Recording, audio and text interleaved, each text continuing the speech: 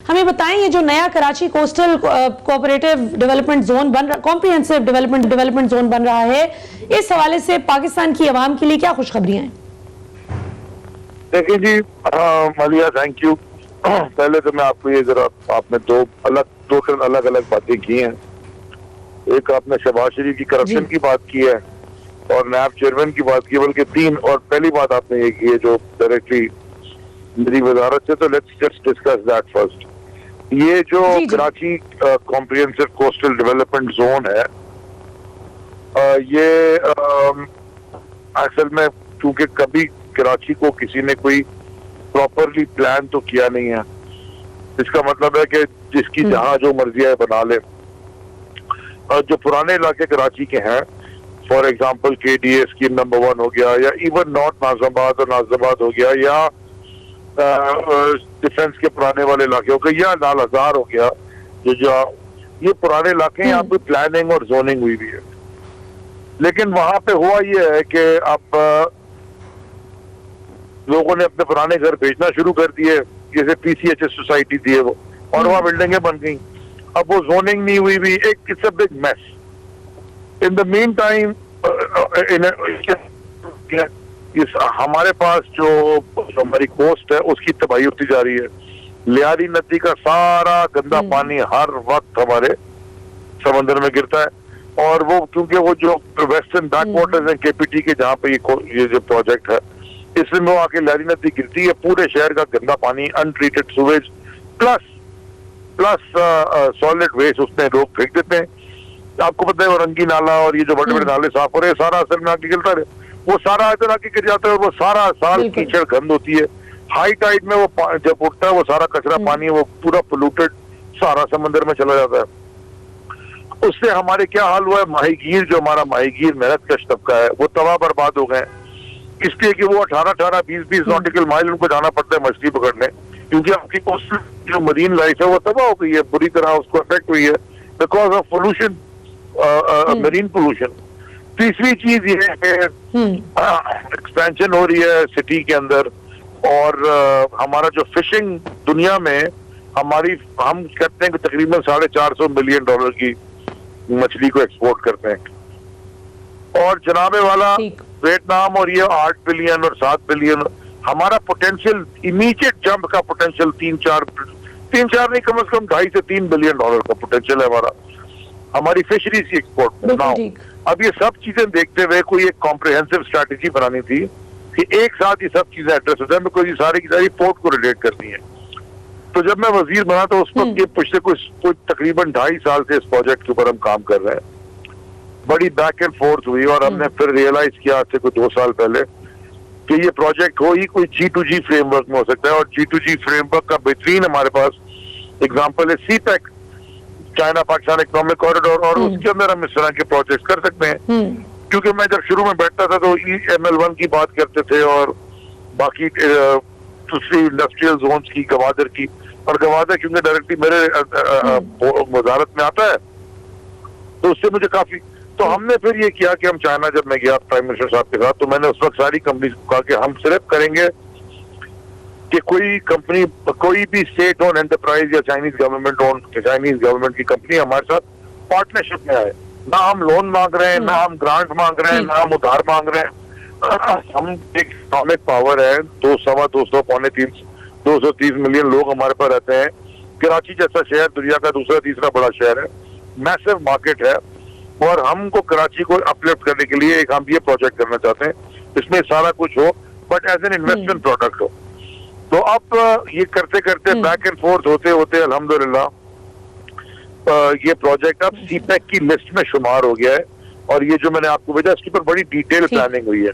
अब इसमें क्या क्या है, इसमें सबसे पहले तो मरीन लाइफ के लिए जो लियारी नदी का माउथ है, जहाँ से वो बिल्कुल गिरती है समंदर में, या इधर मच्छर कॉलोनी के साथ, मतलब सोचे हमारे मुल्क में अभी भी एक इलाका है 400 एकड़ का जो KPT की इंक्रोच लाइनर का नाम है मच्छर कॉलोनी, और आप सोचें मच्छर कॉलोनी, तो वो जहाँ से गिरती है लियारी नदी, वहां पे जिस तरह लोग रहते हैं, मैं क्या बताऊं आपको, मैं आपको लेके जाऊंगा कभी, नंबर 1। और दूसरा वहां के वो हम एक वाटर ट्रीटमेंट प्लांट बनेगा, उसके साथ जो मच्छर कॉलोनी और उसके सराउंडिंग इलाके के जितने लोग हैं वहाँ 20,000 या शायद ज्यादा हम अपार्टमेंट्स बनाएंगे जो कि लोगों की जिंदगियों को बेहतर करेंगे। जो पाकिस्तान प्राइम मिनिस्टर इमरान खान साहब का जो विजन है, और नया पाकिस्तान हाउसिंग उसके अंदर है, अफोर्डेबल हाउसिंग देने के लिए, उसमें हम एक बड़ा जबरदस्त स्कूल्स, कॉलेजेस, हॉस्पिटल, सारी चीजें जो एक इंसान को एक किसी लोगों को इज्जत की जिंदगी दें, तो हम ये उसमें डालेंगे।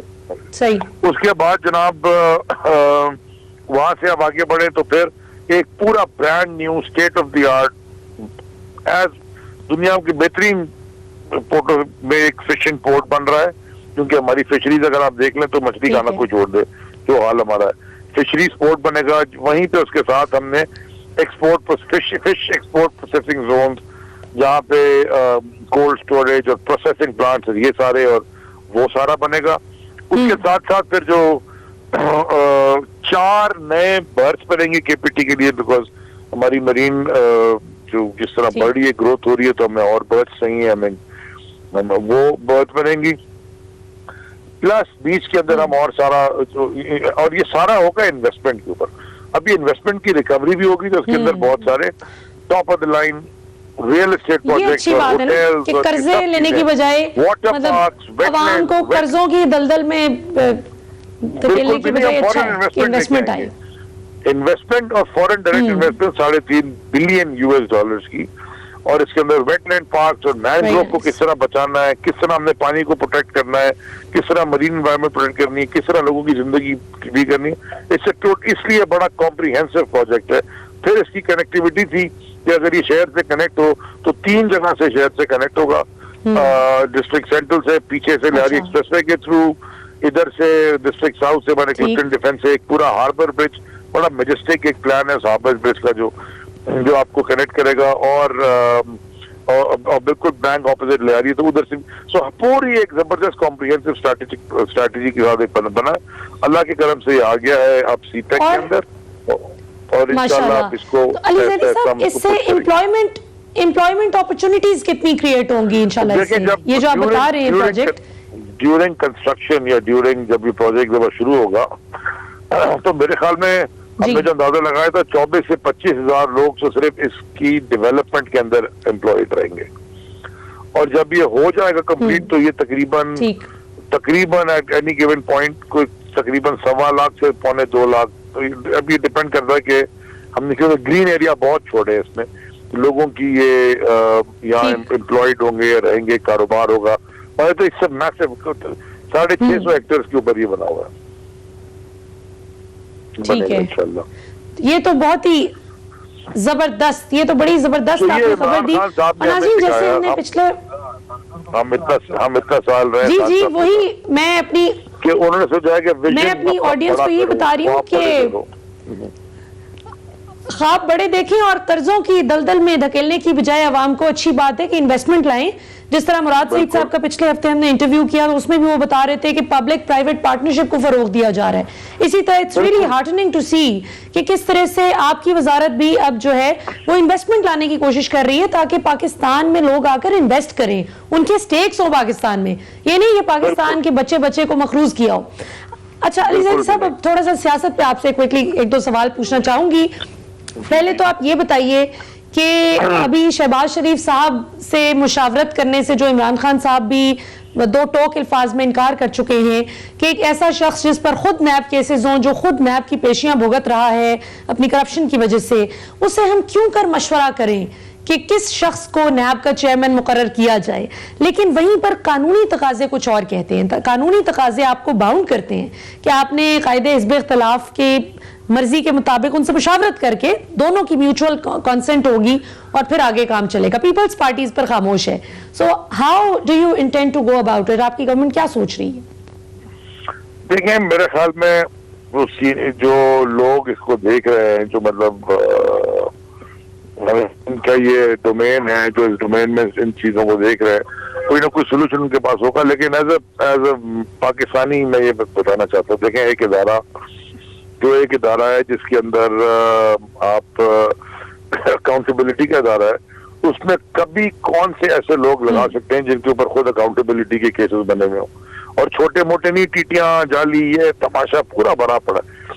अब बड़ी इंटरेस्टिंग सिनेरियो डेवलप हो गई है कि ऑपोजिशन में ज्यादातर लोग यही हैं।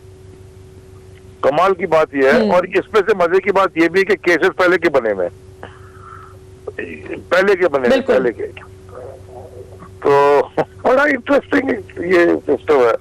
मुझे तो समझ में नहीं आती कि ये बनाया तो है, लेकिन अभी कैसे। अच्छा, अब आप मुझे बताएं ना कि ये तो डीलें करने के लिए घूम रहे होते हैं, भाग रहे होते हैं कि जी हमारी डील करा दो, तो ये किस तरह जाके नायब का चेयरमैन लगाएंगे। सो देयरफॉर इसके ऊपर बड़ी जबरदस्त इंटरेस्टिंग टाइम्स, लेट्स सी क्या होता है।